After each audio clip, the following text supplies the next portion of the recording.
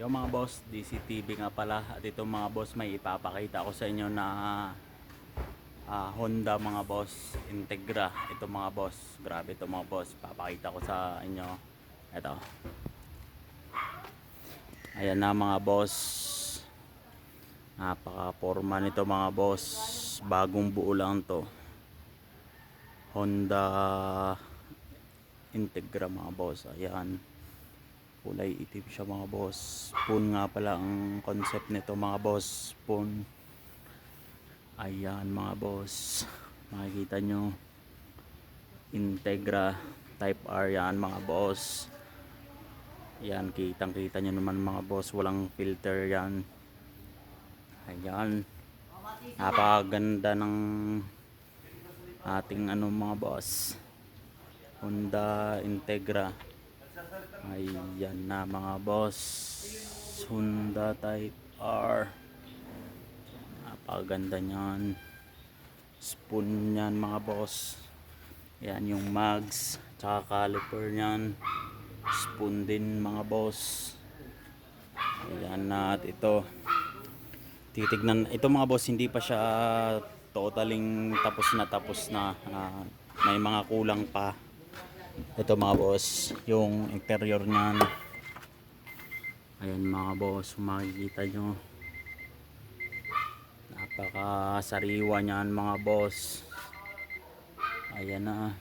Steering wheel, spoon. Tsaka yung kanyang upuan mga boss. Bucket seat na spoon. Ayan, kitang-kita nyo naman mga boss. Spoon. Upuan pala ang mga boss. Isang Civic na din na bigote. Grabe naman to mga boss. Yan, medyo madilim lang. Makikita nyo yan mga boss. Ayan. Spoon bucket seat.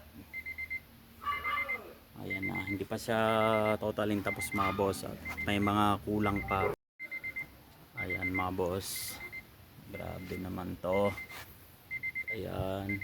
Kanyang gauge. Ayan. Dashboard nyan mga boss. Napaka fresh. Ayan yung sidings nyan. Sariwa mga boss. At ito mga boss, papakita ko sa inyo yung kanyang engine bay. Ayan. Ito nga pala yung hood nyan mga boss. Urig din yan na spoon. Ayan. Urig na spoon. Tapos yung chin yan mga boss. Ayan. Urig spoon din yan mga boss. Grabe. Shout out nga pala sa may-ari nito po, boss JM Katigbak. Mga boss.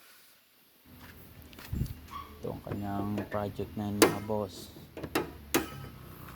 Ayan mga boss yung kanyang engine bay. Grabe.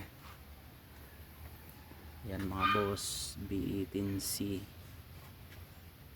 Ayan yung headers nyan mga boss. Spoon din yan. Tsaka yung muffler nyan, spoon din mga boss. Ayan. Ayan. Spoon yan mga boss, pati high tension yan. Ayan. Spoon yan mga boss. Ayan mga boss. Kita nyo naman ang engine bay. Napaka fresh. Ayan. Napakaganda. Ayan mga boss. Yung kanyang headlight. Grabe.